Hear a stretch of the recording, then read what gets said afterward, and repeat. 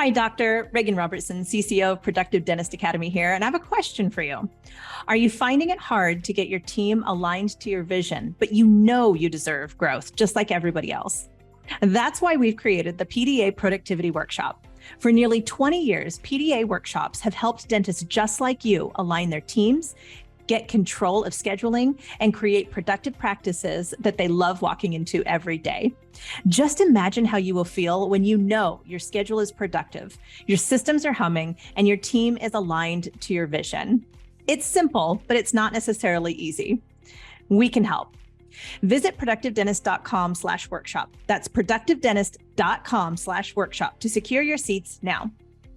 Anybody can apply these study habits, right? It can be done with a little bit of discipline and intention. And I know you and I were talking about the last IGP Summit, which is Investment Grade Practices Summit. For those of you that don't know, productive dentists attend it. And we were just in like a round table and somebody mentioned a TV show and another doctor said, oh my gosh, I don't watch TV. Who has time for TV? And I realized that everybody at that table that was productive chose to use their time and apply it differently. Welcome to the Everyday Practices Podcast. I'm Regan Robertson, and my co-host, Dr. Chad Johnson, and I are on a mission to share the stories of everyday dentists who generate extraordinary results using practical, proven methods you can take right into your own dental practice. If you're ready to elevate patient care and produce results that are anything but ordinary, buckle up and listen in.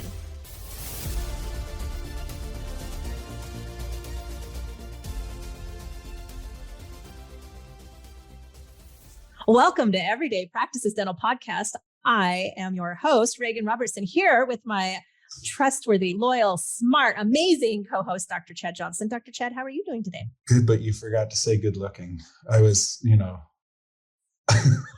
Dashing. Fair enough. I'm neither. Devilishly handsome. I don't know. What does Sarah say?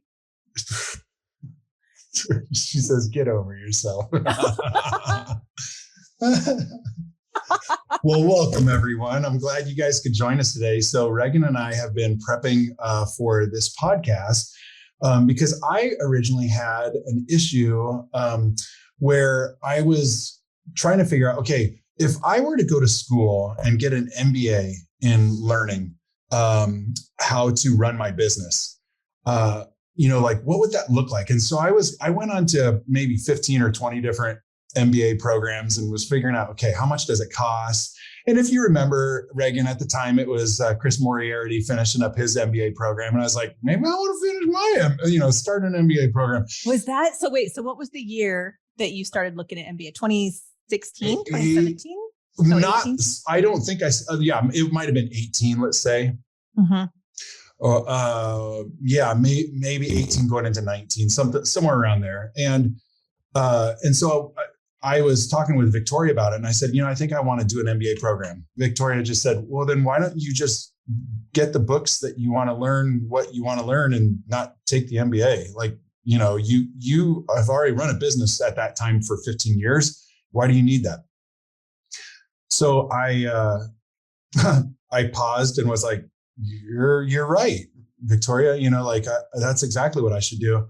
Because when I was looking at the opportunity cost, I was thinking, okay, if this takes me a couple thousand hours to get done over the next few years, and if my production per hour is $1,500 an hour and I multiply that out and stuff, and I'm just like, okay, so this is going to be like a $3 million cost to do.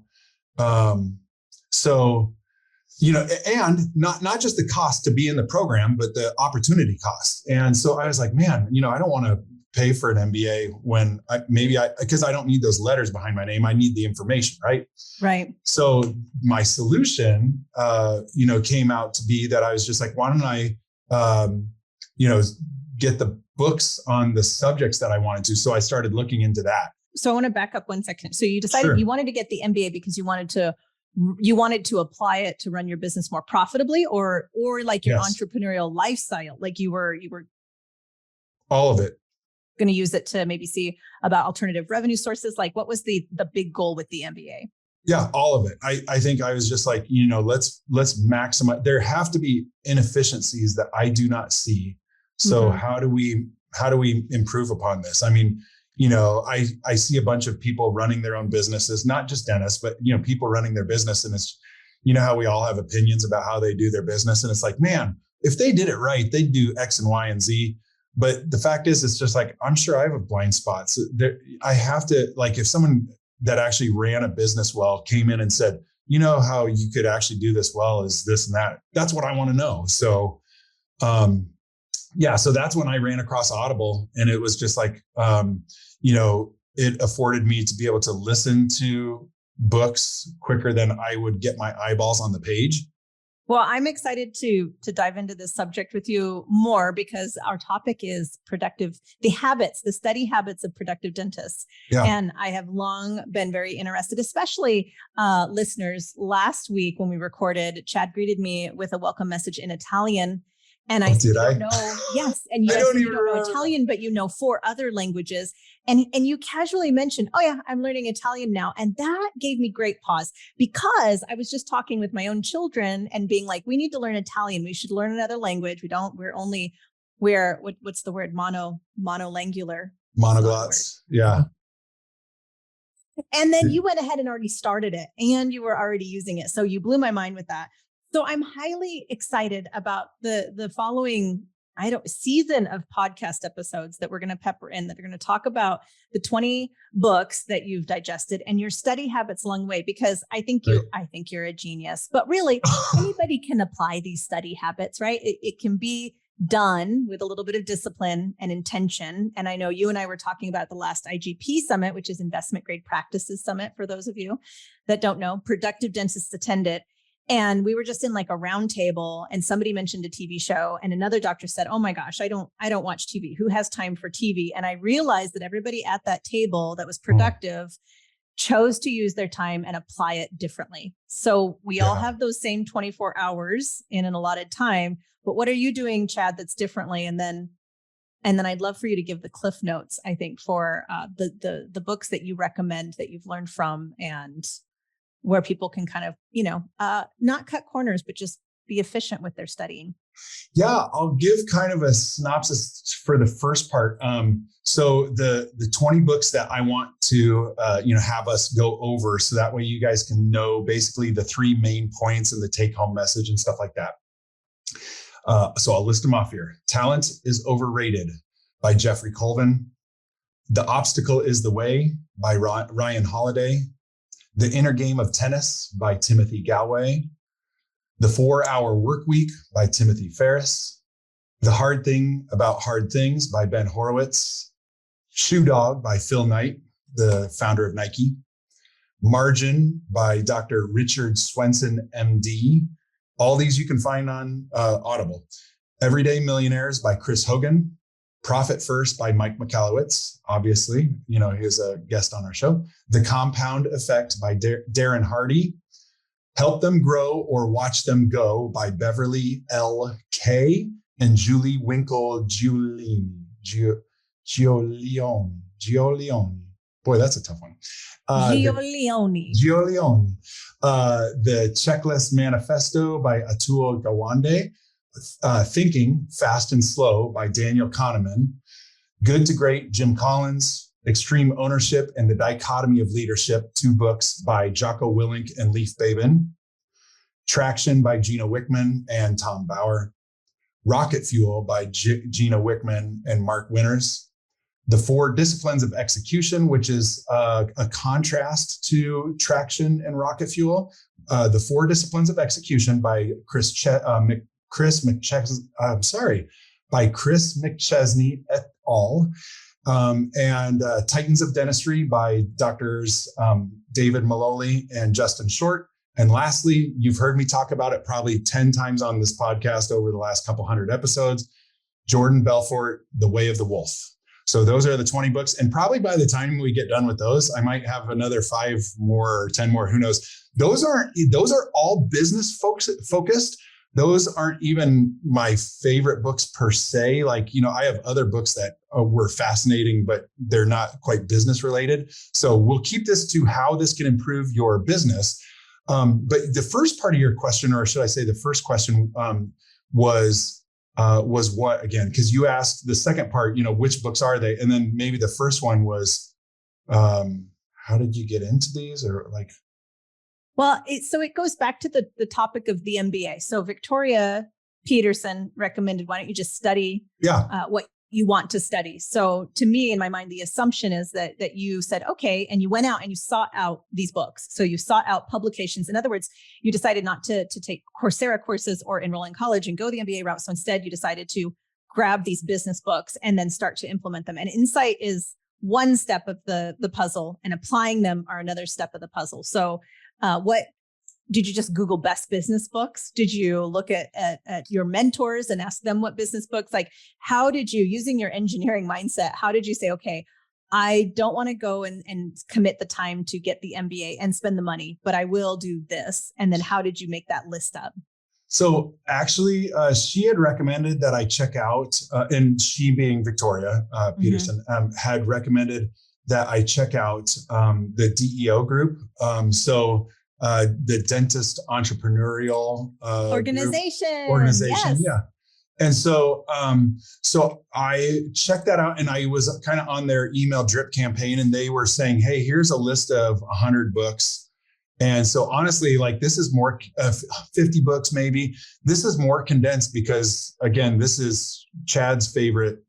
I'm going to, I guess, refer to myself in third person now, but it's, my favorite 20 out of those. And furthermore, I'm going to, go through, even if you don't want to do the audible of it, the take home message, and we'll talk about some of the business principles, because some of these, it's stuff you've talked about before, right? There's nothing where it's just like, what, one might, for example, be, like, wake up and reflect on your day and stuff like that. It's just like, it's nothing that's going to be like, what? I've never heard of such a thing. But having it in concise format will hopefully be advantageous for the listeners. So as we go over this list over the upcoming months, and if I'm listening here along with you, I am listening because listeners, I am going to be going through this with you. So I will be reading and absorbing. What's the prereq for us? Like, what's the study guide for us? How can we get the most out of the books that you're going to kick us off with? Like, one, what's the first book that we're going to cover? And then two, my assumption is you've got some tangible applications. So these books were not just used as insight for you, but you were actually able to apply the things taught within these books into your own life. Yep. So recently I gave a presentation where I had to get concise with this. So the good news is I won't just be coming up with this off the top of my head. It will be prepared and ready. It'll be Chad at his finest, again, referring to myself in third person. But I've got, in essence, 7 different book categories that I like bouncing back and forth. Because if you did all of one category, man, your brain's going to be fried after a while, right? So it's kind of nice to be able to do something light and then do something heavy and then do light, something heavy. Maybe someone else loves just going heavy, heavy, heavy. More power to you. But I'm going to, what we're going to do is we're going to, at the end of each podcast, I'll say what our next book that we're going to cover is. And the first book, just to give it away, that we're going to be going over is Talent is Overrated by Jeffrey with a G, Jeffrey Colvin, Colvin. And so we'll have that listed and whatnot, but Talent is Overrated will be our first book.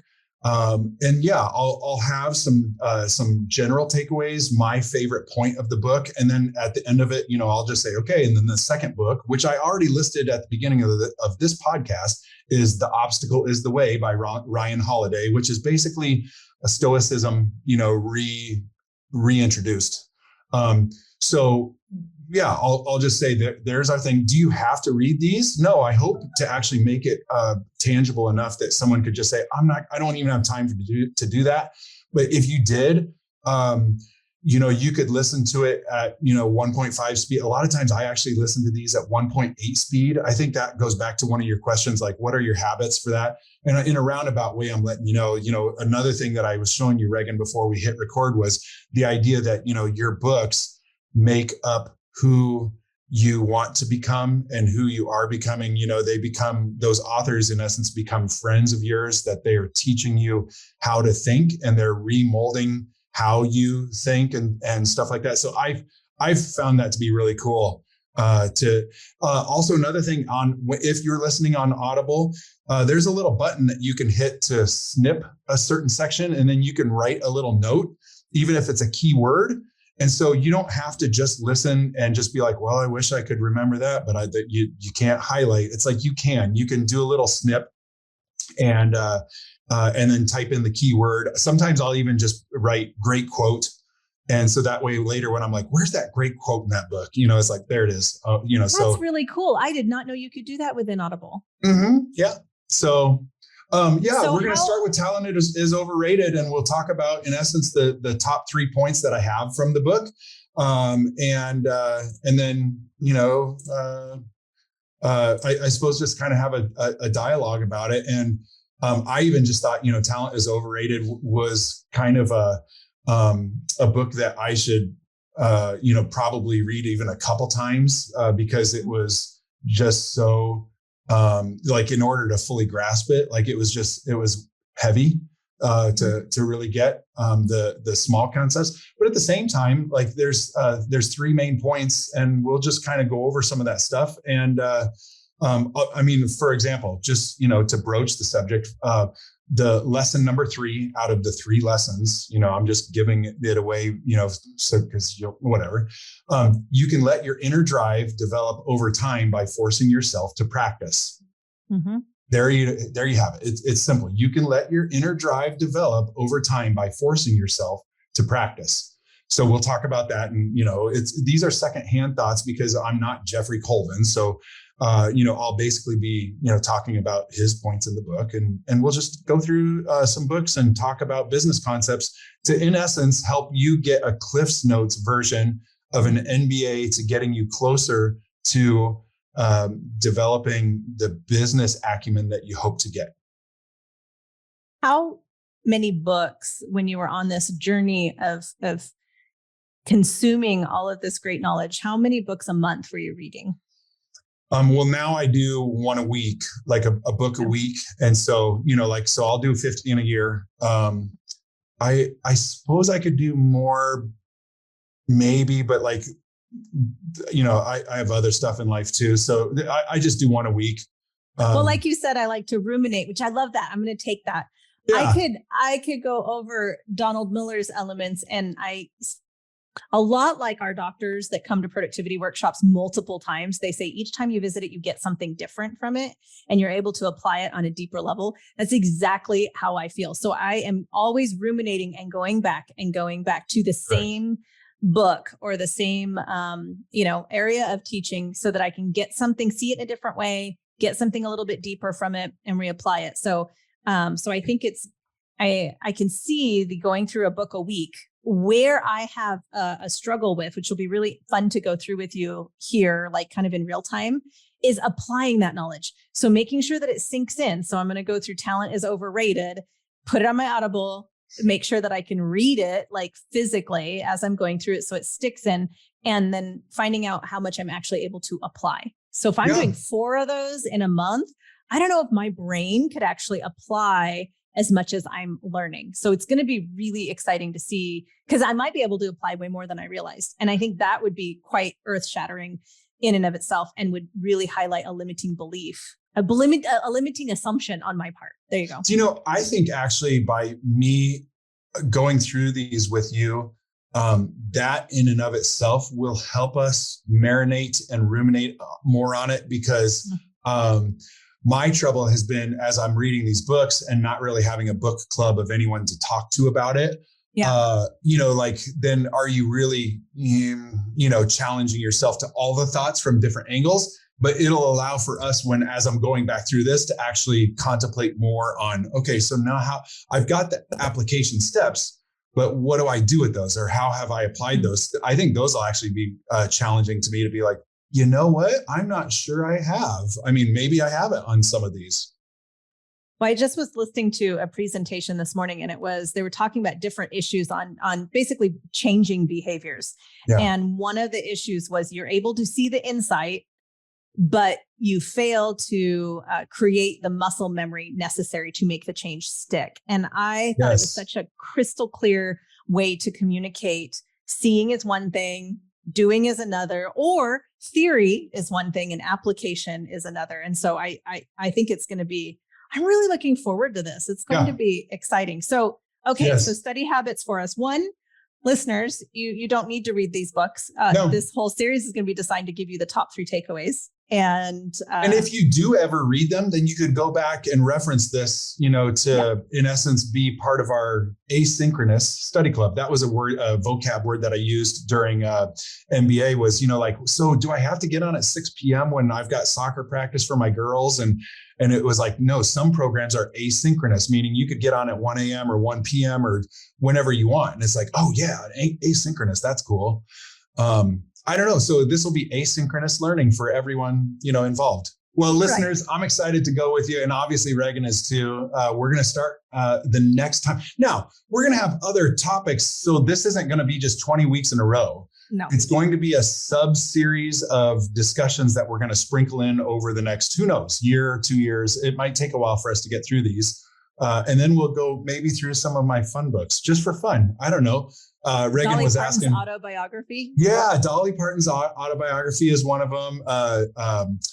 Green Light or whatever it is, by what's his name? Matthew McConaughey. Fascinating book. And those are great light reads in between. So if anyone's actually interested, I mean, come on, you can find your own, but I'll give you some of my fun, easy reading books after I've done a heavy book. Some of the heavy books that I do, Regan, are actually not business books. They're the spiritual books. They're the political books. Sure. But then after you get done with that, sometimes it's like, man, I might just read an economics book, on Audible for my light one after that, the gravity of the matter. You're a nerd. You read economics for fun? Well, there are some that are actually fascinating, so yeah, I know on the onset that sounds ridiculous, but there are some, it's Thomas Sowell, Sowell. He's an economist. And he's really fascinating to read because he is quite a contrarian. And so, for entertainment, I've actually been out on, 2 or 4 hour bike rides and listening to a whole Thomas Sowell book because he's just fascinating to listen to. So it's just, I know that has to sound stupid, but it indeed can be light reading, especially after a heavy book. So.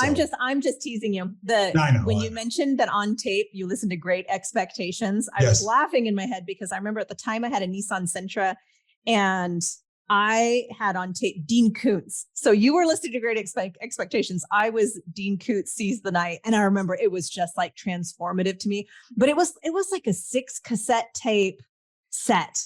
I remember having to, and it was not a CD. It was before the CD. So I had to put the cassette tape in. Dean Koontz. Seize the Night. I think also author of Odd Thomas. Oh, yes. Watchers and the Eyes of Darkness. Dun, dun, dun. I'm just playing around. Well, thanks everyone for being good listeners. This is kind of an introductory to our stuff, but hopefully there were a couple good nuggets to get out of this. I mean, one is just seriously download Audible. And if I were to challenge you enough, hopefully half of you are, making enough that you can, afford a subscription to upgrade it to, like X amount of books per month or year or week or whatever and stuff like that. But there are also free options. Some libraries have free downloadable books and whatnot. So you can do that. Something else that I've done was when I don't understand a book, and it's mostly like in the genre of what I, broadly call classics, so there's different subcategories of classics. But I'll go onto YouTube and look up basically a 10-minute or 5-minute synopsis of the book. Cause I'll be like, did I understand that right? Or like, I seem to have a trouble with fiction, like grasping I'm like, am I getting the themes here? Am I understanding the character development and like what's going on? Cause I don't know. I'm a poor reader in that kind of subject matter. Okay. And so I'll go on and I'll watch a YouTube video and I'll be like, no, I think I understood it. It's just that I thought there was something more to it than that, or, oh, wow, there's something more going on. So that's another little hack that you can do is go onto YouTube and honestly watch a book review on blank or whatever. So talent is overrated is book number 1. Let's do it, everyone. Thank you for listening to another episode of Everyday Practices Podcast. Chad and I are here every week thanks to our community of listeners just like you, and we'd love your help. It would mean the world if you can help spread the word by sharing this episode with a fellow dentist and leave us a review on iTunes or Spotify. Do you have an extraordinary story you'd like to share or feedback on how we can make this podcast even more awesome? Drop us an email at podcast@productivedentist.com. And don't forget to check out our other podcasts from Productive Dentist Academy at productivedentist.com/podcasts. See you next week.